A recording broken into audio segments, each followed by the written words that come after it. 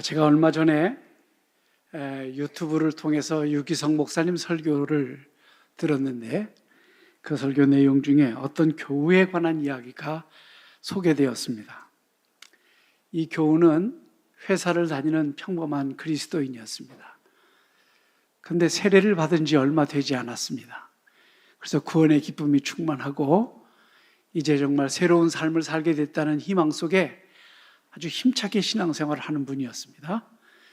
그런데 회사의 상사들과 함께 회식 자리에 가게 되었습니다. 근데 한국의 회식 문화가 그렇지 않아요? 회식으로 끝나지 않죠. 2차가 있습니다. 여성분들은 잘 모르겠지만 남자들은 대강 알 거예요. 3차가 있습니다.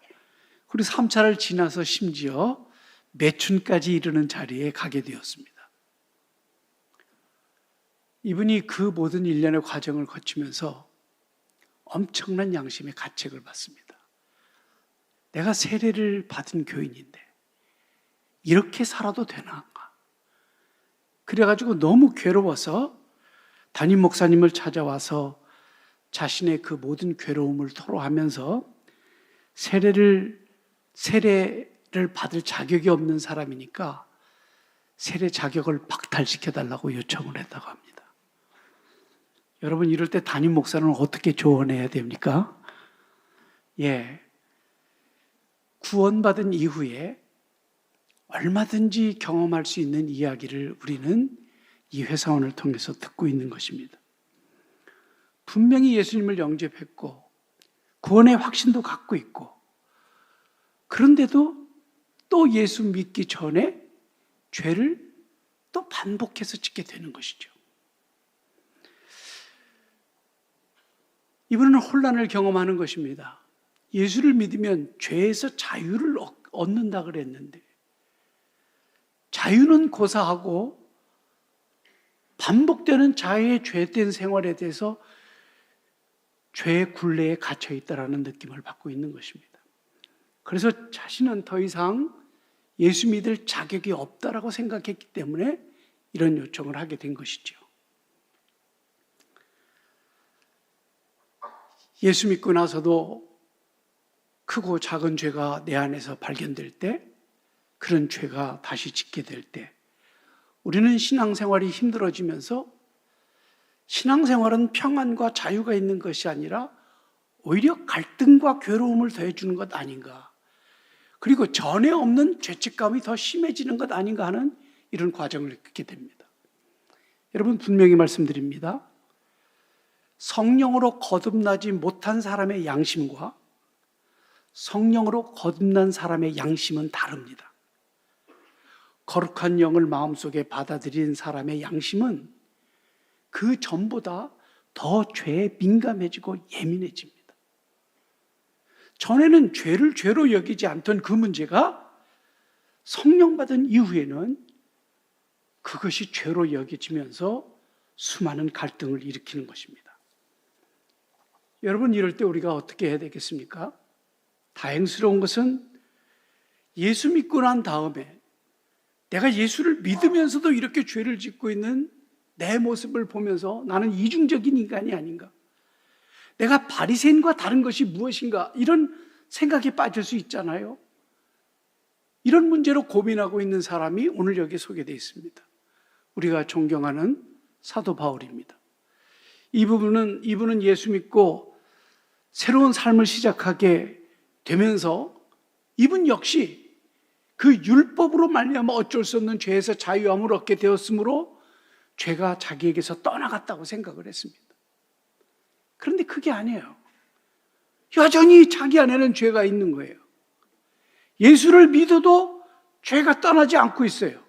그걸 21절부터 23절에 이렇게 표현하고 있습니다. 그러므로 내가 한 법을 깨달았노니 곧 선을 행하기 원하는 나에게 악이 함께 있는 것이로다. 내 속사람으로는 하나님의 법을 즐거워하되 내 지체 속에서 한 다른 법이 마음의 법과 싸워 내 지체 속에 있는 죄의 법으로 나를 사로잡는 것을 보는도다. 사도 바울은 예수 믿고 난 다음에 자기 안에 두 사람이 존재하고 있는 것 같아요. 하나는 하나님의 뜻대로 살고 싶어하는 소원이 있어요. 그러나 또 한편으로는 내 마음대로 살고 싶은 소원이 또 도사리고 있는 거예요. 또 하나는 선하게 살고 싶은 욕구가 있어요. 그런데 또 하나는 악으로 끌려가는 자기의 모습이 또 있는 거예요. 하나는 하나님의 법이 자기를 지배하고 있는 것 같은데 또 하나는 여전히 죄도 막강한 세력을 가지고 자기를 지배하고 있는 것 같아요. 이것을 갈라디아서 5장 17절에서는 이렇게 표현했어요. 내 안에는 성령의 소욕, 성령의 디자이어이 있고 또 하나 내 안에는 육체의 디자이어이 있다. 강한 욕망이 있다. 이렇게 표현했습니다. 여러분, 바로 이런 면 때문에 우리가 신앙생활을 하면서 신앙생활이란 뭐냐? 내 안에 존재하고 있는 죄와 싸우는 것이다 라고 우리가 표현할 수밖에 없는 거예요. 한 성경학자가 말씀하시기를 우리 몸은 마치 죄의 작업장과 같다고 그랬습니다. 그렇습니다. 우리 몸은 죄가 활동하는 장소입니다. 이 죄는 우리들이 초대한 손님이 아닙니다. 아예 태어날 때부터 우리 안에 살고 있었던 놈입니다. 그리고 예수를 믿고 나서도 여전히 쫓아낼 수 없는 무법자 같은 존재입니다. 따라서 이 존재가 내 안에 있는 한 우리는 죄로부터 완전한 자유란 있을 수가 없습니다. 우리의 속사람이 한편으로는 하나님의 법을 따르게 되고 또 한편으로는 죄의 강한 세력을 따르게 되는 것이 우리입니다. 그래서 신앙생활은 우리는 이 둘 사이에서 항상 무엇을 따를 것인가에 대한 선택을 강요받는 것이 우리의 처지입니다. 그래서 예수 믿으면 평안하고 자유롭다라는 말은 반은 맞는 말이고 반은 또 틀린 말이기도 합니다. 그러면 바울이 말한 그 자유에 이르기 위해서는 우리가 어떻게 해야 되겠습니까? 바울이 얼마나 힘들었으면 24절에서 자신의 신앙생활이 얼마나 힘들고 고달팠으면 이렇게 고백했겠습니까? 같이 한번 읽어봅시다. 시작. 오라 나는 곤고한 사람이로다. 이 사망의 몸에서 누가 나를 할까요? 자기 영혼이 곤고하답니다. 여전히 죄에 끌려가는 자기의 모습을 보면서 누가 나를 이 사망의 몸에서 건져내랴 이렇게 탄식을 하고 있습니다. 어떻게 이 문제를 처리해야 될까요? 예수 믿고 난 뒤에 새로운 삶을 살기 시작한 우리가 옛날의 옛 것들이 자꾸 발견되기 시작하면 우리는 어떻게 해야 될까요? 예수 믿고 난 뒤에 저지르게 될 이 죄의 문제를 다루는 데 있어서 지난 교회의 역사 속에서는 두 개의 큰 오류가 있었습니다. 하나는 자신의 의지를 강화하라는 것입니다. 그래야만 죄를 극복할 수 있다. 죄를 극복 못하는 문제는 우리가 의지가 약해서다. 따라서 의지를 강화시켜야 된다라고 하는 자기 의지를 강화시키자고 하는 주장이 있고, 또 하나는 하나님 도덕률을 폐기해버리는 것입니다.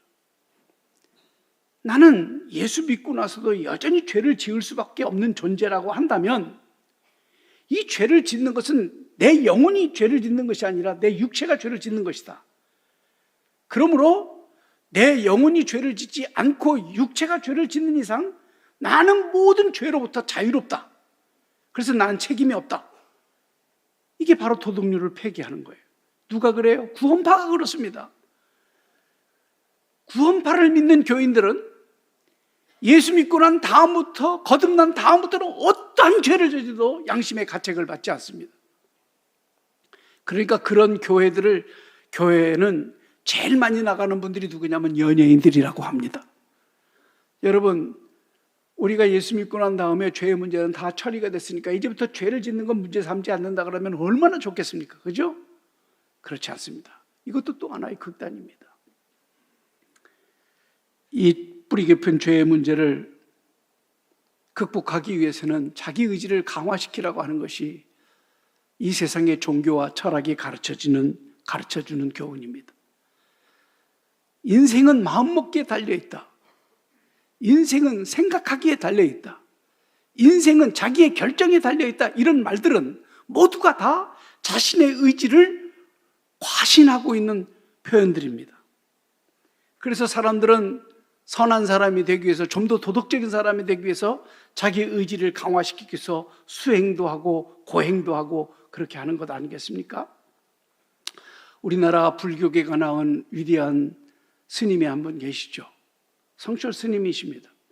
저는 그분이 저와 종교는 다르지만 참 한평생을 자기 속에 있는 이 죄의 문제를 극복하기 위해서 고행의 삶을 사신 훌륭한 분이시죠. 근데 그분이 운명하실 때 그분의 제자가 그분에게 물었다고 합니다. 큰 스님, 득도하셨습니까? 득도했다라는 말은 죄의 문제를 넘어서서 해탈했다라는 의미죠. 그때 성철 스님은 가느다란 목소리로 이렇게 대답하셨다고 합니다. 애만 쓰다 간다네. 애만 쓰다 간다네. 그분은 정직한 분이셨습니다. 그러면서 자기가 지은 죄는 수미산보다도 더 크다라고 이렇게 고백을 하셨어요. 그렇습니다. 우리가 죄를 안 지어야지. 죄 짓지 말자고 결심한다고 해도 죄에 끌려가는 자신의 모습을 보게 됩니다. 그래서 죄된 사고로부터의 자유라는 책을 쓰신 헤이니 아놀드는 이 나의 의지를 강화하는 이것이 얼마나 위험한가를 이렇게 표현했습니다. 우리 한번 같이 읽겠습니다. 시작. 우리는 우리의 의지의 힘을 발휘함으로써 우리의 마음을 자유케 할 수 없고 정결케 할 수도 없는 것을 명백히 해두고자 합니다. 의지의 힘으로 자신을 구할 수 있다고 생각하는 한 우리 속에 악의 세력을 보다 더 강하게 만들 뿐. 예수 잘 믿자, 그래 죄 짓지 말고 살아보자 하고 마음에 결심을 하고 내 의지를 강화시키려고 하잖아요. 그것 못지않게 내 안에 죄의 세력이 더 강하게 나타난다는 것입니다. 이것이 날카롭게 둘이서 대결을 하는 거예요. 내 영혼이 고요할 날이 없어요. 이 두 개의 성질이 전혀 다른 성질이 내 안에서 투쟁을 하고 있기 때문에 신앙생활이 힘든 것입니다. 그래서 사도 바울은 골로새서를 쓰면서 이 죄의 문제를 극복하려면 율법을 철저히 지켜야 된다는 율법주의자들을 향해서 이렇게 말합니다. 붙잡지도 말고 맛보지도 말고 만지지도 말라고 자꾸 인간의 의지를 강조한다면 그것은 자기 의지를 숭배하는 또 하나의 우상 숭배라고 지적을 했습니다. 여러분, 자기 의지를 너무 믿으면요, 그것이 또 하나의 우상 숭배가 돼요. 근데 이내 경험할 겁니다. 내 의지에는 한계가 있다는 것을.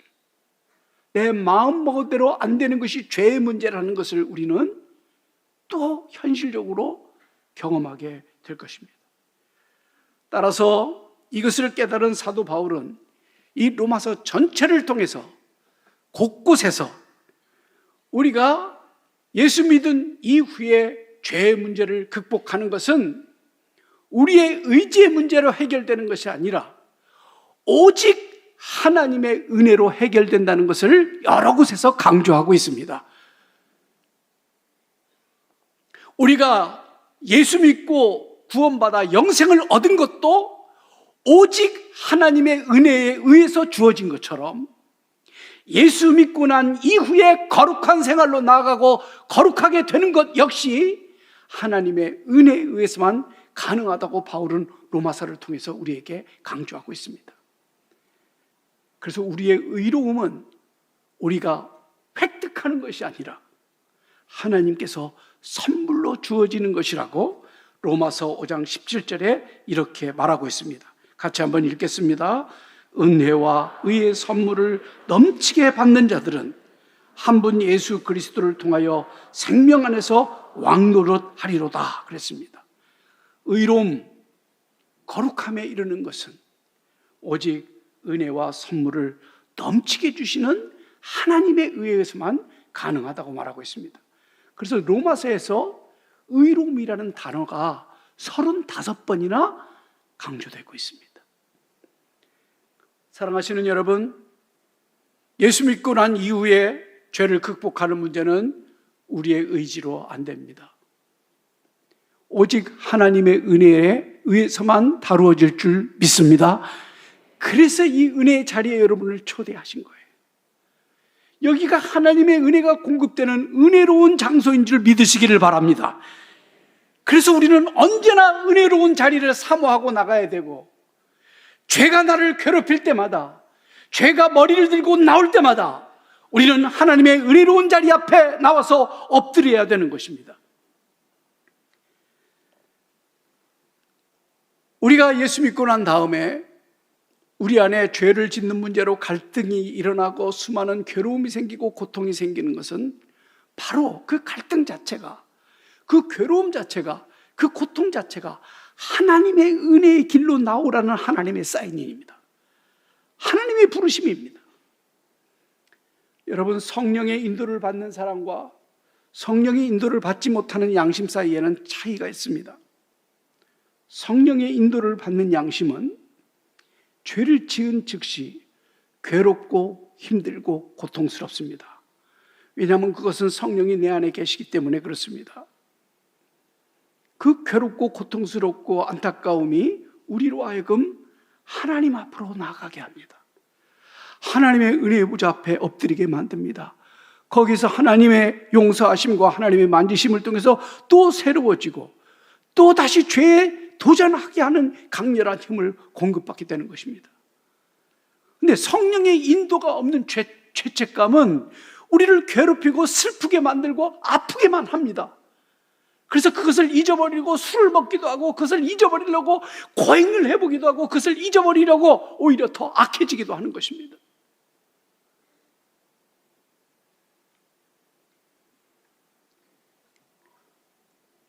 사도 바울과 같은 오호라 나는 곤고한 사람이로다 라고 하는 이 탄식은 기도를 많이 하는 사람에게도 찾아옵니다. 성경을 많이 알고 연구하는 사람에게도 찾아옵니다. 아니, 심지어는 이 주제로 설교를 하고 있는 저에게도 찾아옵니다. 저는 지난 토요일 날 이 설교를 원고를 몇 번이나 만지작거렸는지 모릅니다. 너 자격 있냐? 이 설교할 자격이 있냐? 그래서 저는 더 주님 앞에 엎드렸습니다. 주님, 거룩함으로 따지자면 저는 이 설교할 자격이 없습니다. 그래서 저는 십자가를 붙듭니다.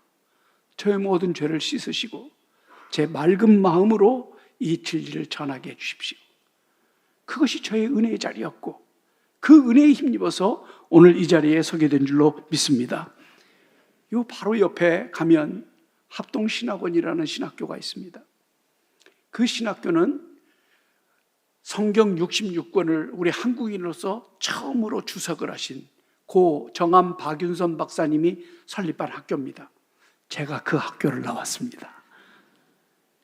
그런데 이 어른은 동양의 성자라고 불릴 만큼 깨끗하게 사신 분이십니다.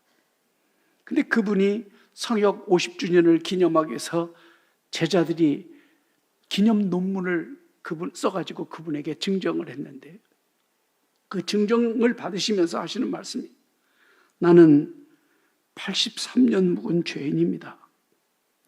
세상 사람들이 나를 오해하는 소위 박 목사의 모든 의를 지워줬으면 좋겠습니다. 사람들이 필요 이상으로 나를 거룩한 사람으로 볼까 두렵습니다. 아닙니다. 저는 83년 동안 죄를 지은 묵은 죄인입니다. 이분은 그랬기 때문에 더욱 하나님의 은혜에 매달렸고, 그분이 돌아가실 때는 그 누구보다도 예수님의 모습을 가지고 가셨던 위대한 어른이십니다. 은혜의 자리에 있느냐 없느냐의 차이가 이렇게 엄청난 차이를 냅니다.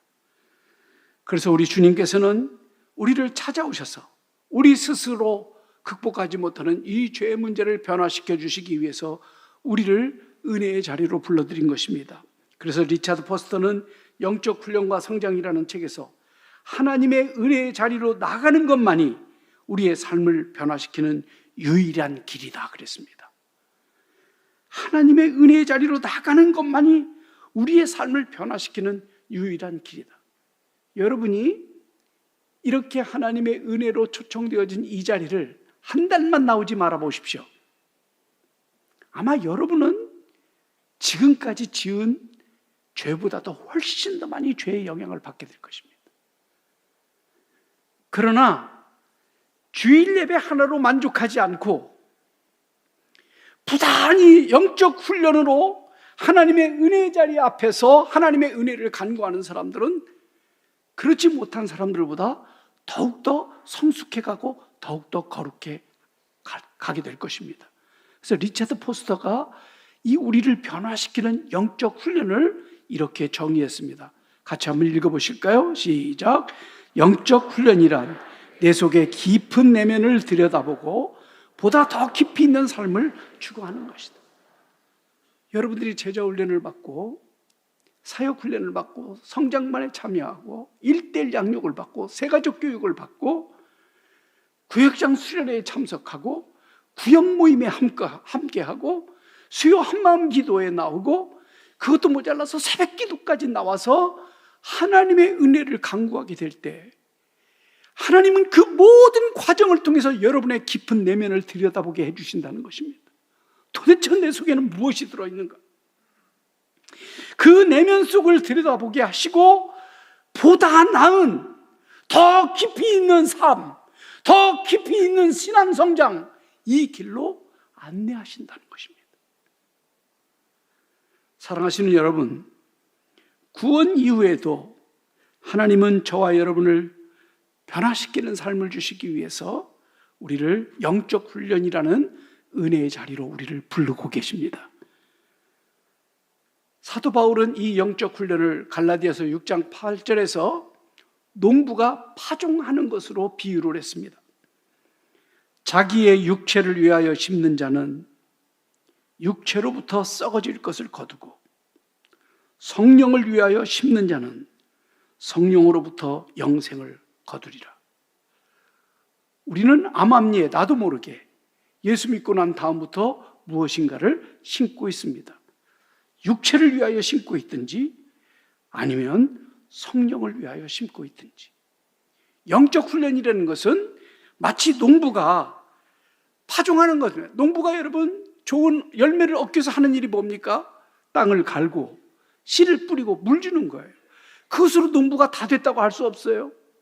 나머지는 햇빛을 비춰주고 적절한 온도를 맞춰주고 또 바람을 불게 해주고 수분을 주는 것은 하나님이 하시는 일입니다. 마찬가지로 우리가 영적 훈련의 자리에 우리를 믿음으로 갖다 놓을 때 나머지는 그 갖다 놓은 자리에서 우리 주님께서 역사하실 줄 믿습니다. 빌립보서 2장 13절에 이런 영적 훈련을 받는 우리들에게 하나님이 어떤 일을 하십니까? 너희 안에서 행하시는 일은 하나님이시니 자기의 기쁘신 뜻을 위하여 너희에게 소원을 두고 행하신다. 이렇게 기록되어 있습니다.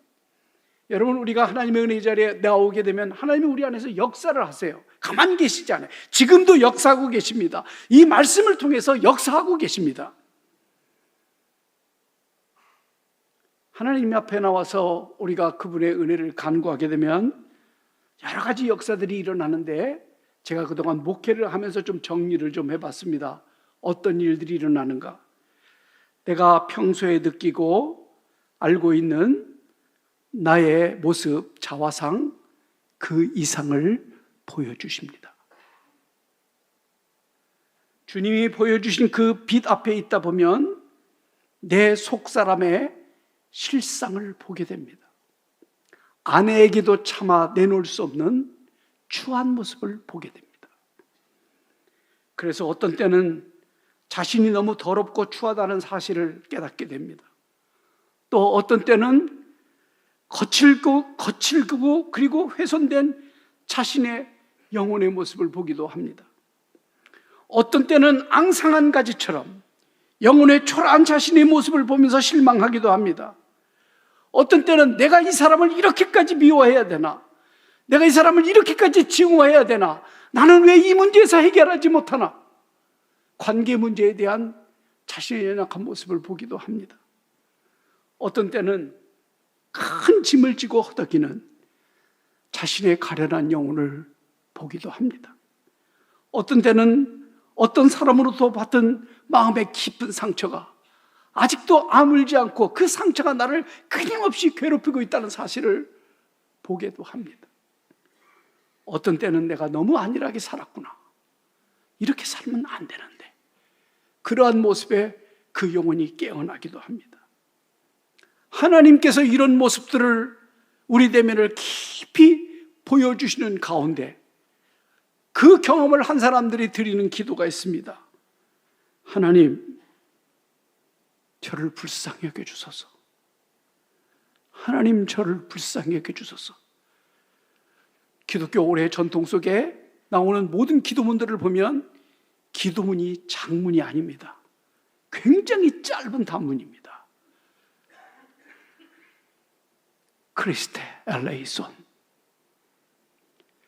예수스 엘레이손, 예수여 나를 불쌍히 여기소서. 그리스도시여 저를 불쌍히 여기소서. 주여 저는 당신이 필요합니다. 주여 저는 당신이 필요합니다. 이런 외마디의 기도가 자신의 영혼을 성찰한 사람에게서 터져 나오는 것입니다. 그런 기도는 부르짖기도 하고, 그런 기도는 깊은 탄식으로 나오기도 하고, 어떤 경우는 차마 말도 열리지 못해서 깊은 묵상으로 하나님 앞에 신음을 하면서 저를 불쌍히 여기소서, 그런 기도를 하게 되는 것입니다. 그럴 때 강한 하나님의 은혜가 임합니다. 내 속에서 그렇게 강렬하게 역사하던 죄의 욕구가 위축되어서 힘을 잃어버리게 됩니다. 그리고 성령의 불 같은 것들이 내 안에 들어오면서 내 속에서 꿈틀거리던 그 모든 죄의 싹을 그냥 태워버리는 것 같은 강렬한 체험을 하기도 합니다. 아까 찬양을 불렀지요. 거룩한 보혈이 내 영혼을 씻어대는 그런 정결의 은총을 경험하기도 합니다. 그러면서도 우리는 보혈 찬송을 찬양하고 그 보혈 찬송을 통해서 하나님의 권세와 하나님의 능력을 우리 실존 안에서, 우리의 영혼 안에서 경험하기도 하는 것입니다. 따라서 우리에게 필요한 것은 하나님을 얼마나 알고 있느냐가 아닙니다. 우리가 하나님께 얼마만큼 봉사하고 있느냐가 아닙니다. 오직 한 가지, 하나님, 저는 하나님의 은혜 없이는 반듯하게 살 수가 없습니다.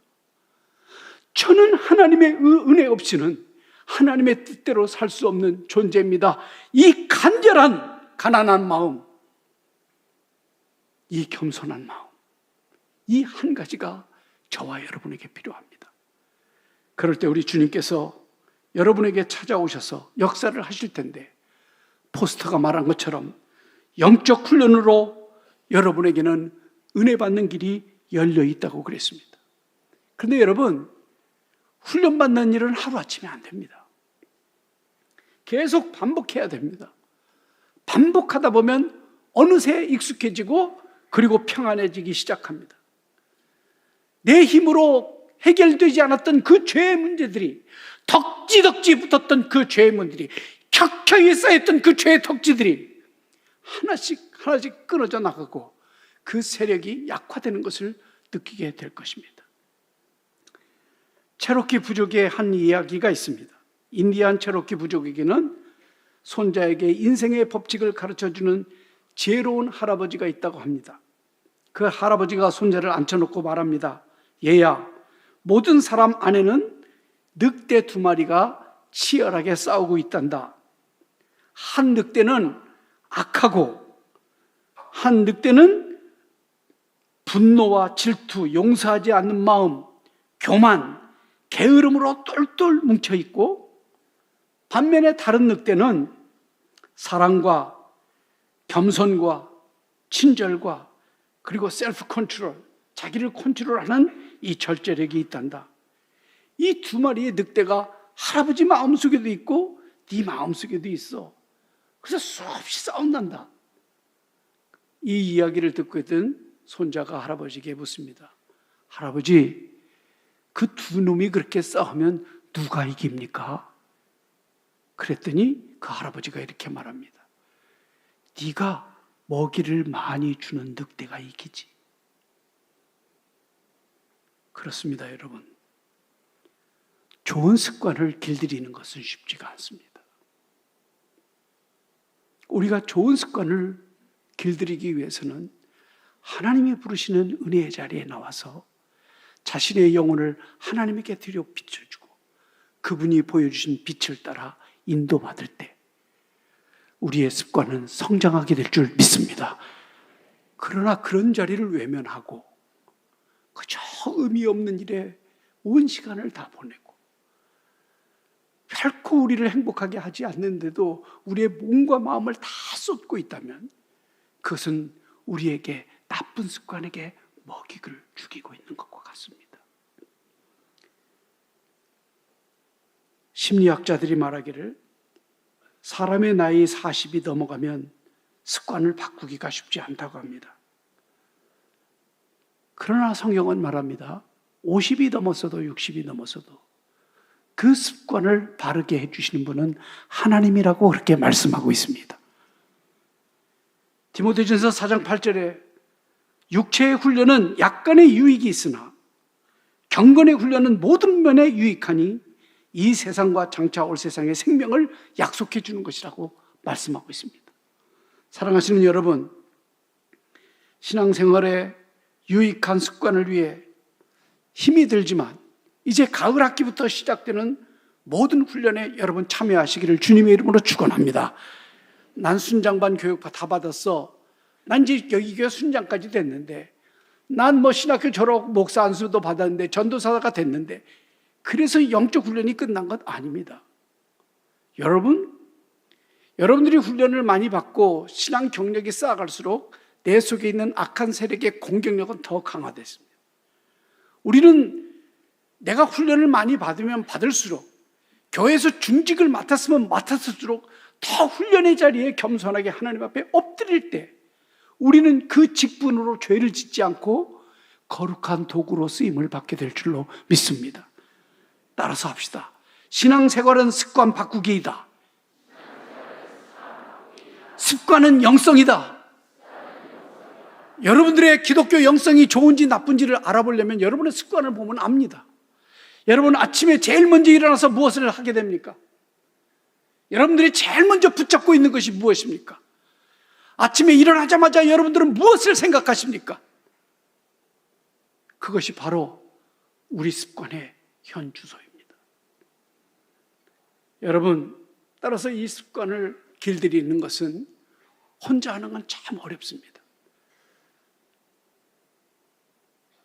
혼자 하기는 어렵지만 함께하면 가능합니다. 혼자 하기 힘들기 때문에, 하나님께서 혼자 하면 안 되기 때문에 교회를 선물로 주신 줄 믿습니다. 그래서 교회는 모이기를 피하는 어떤 사람들의 습관과 같이 하지 말고 그날이 가까움을 볼수록 더욱 모이기를 힘쓰라. 서로 사랑하라. 서로 베풀라. 서로 섬기라. 이 서로라는 단어가 성경에 얼마나 많이 나오는지 모릅니다. 동양의 모든 종교는 개인의 영성을 강조합니다. 그런데 우리 기독교의 영성은 공동체의 영성을 강조합니다.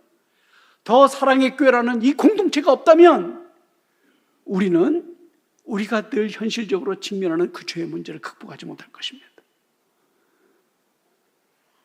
그래서 다락방이 중요하고 수요 한마음 기도회가 중요하고 새벽 기도회가 중요하고 주일 예배가 더더욱 중요하고 각종 훈련이 중요한 것입니다. 저는 제게 복음을 처음 전해주신 분이 우리 집 앞에 사시는 포장마차를 운영하면서 튀김 장사를 하시는 아주머니였습니다. 문성여 집사님이란 분입니다. 그분은 저를 전도해서 제가 이 복음을 깨닫게 하는데 필요하다면서 날 따라오라 그러면서 뭘 가르쳐 주셨냐면 삼각산으로 산으로 데려가서 밤에 기도하는 걸 가르쳤습니다. 저는 예수 믿자마자 산기도를 배운 사람입니다.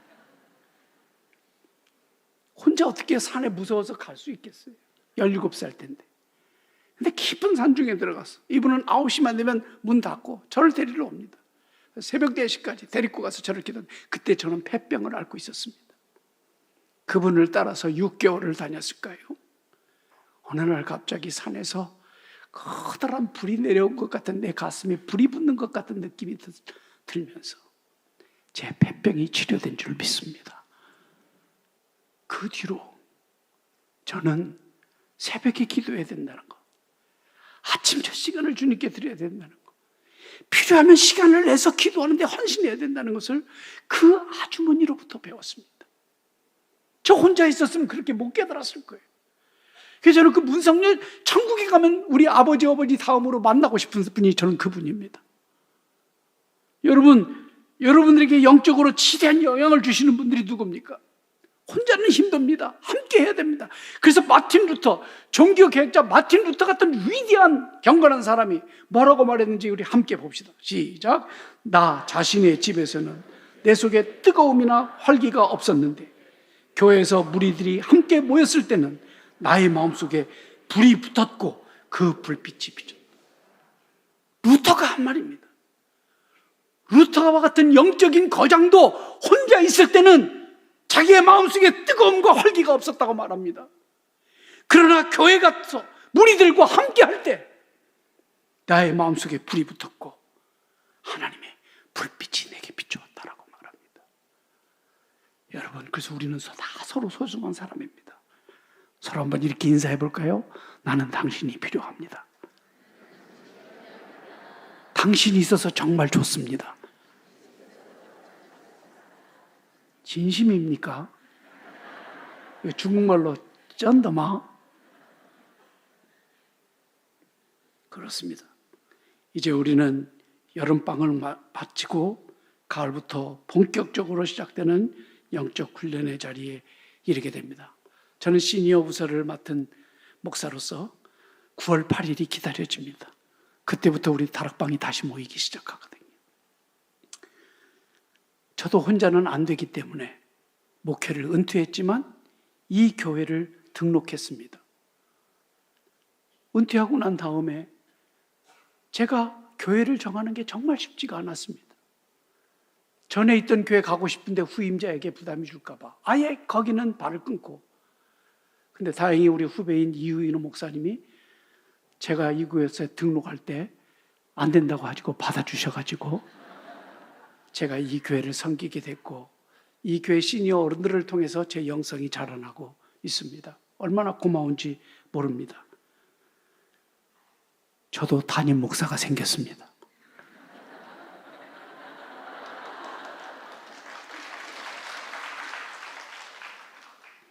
거룩한 삶을 살기 위해서는 성도들과 함께 있어야 합니다. 그리고 훈련의 자리에 함께 해야 합니다. 은혜 없이는 우리는 죄의 문제 극복하지 못합니다. 이런 주제로 찬송을 받은 작사하신 분이 있죠. 소진영 씨. 오직 예수, 은혜 아니면 살아갈 수가 없네. 우리 이 찬양 같이 한번 불러볼까요? 다 같이 이제 일어나세요. 오랫동안 앉아 계셨으니까. 은혜 아니면 살아갈 수 없네. 우리 찬양팀 나오셔서 찬양 인도해 주시기 바랍니다. 그리고 목사님께서 기도 인도해 주시겠습니다.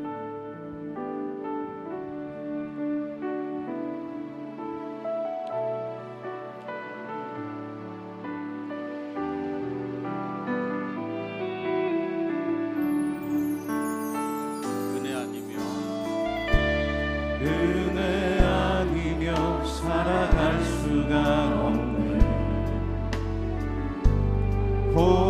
호흡마저도 다 주의 것이니 세상 평안과 위로 내게 없어도 예수, 오직 예수뿐이네. 그 신계획 다 볼 수도 없고 작은 고난에 지쳐도 주께 묶인 나의 모든 삶 버티고 견디게 하시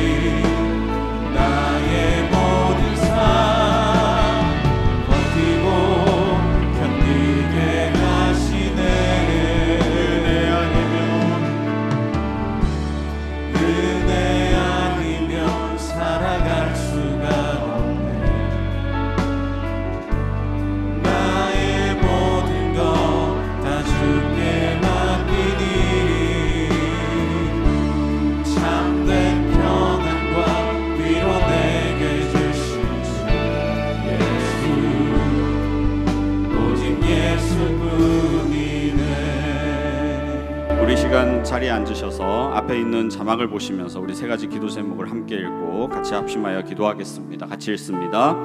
사랑하는 주님, 제가 당신의 사랑과 긍휼하심에 힘입어 구원을 받고 죄 사함의 은총을 받았습니다. 그럼에도 불구하고 제게는 아직도 죄의 습관이 남아있어 저를 괴롭힙니다. 제가 죄로 인해 넘어지려 할 때 저를 붙잡아 주옵소서.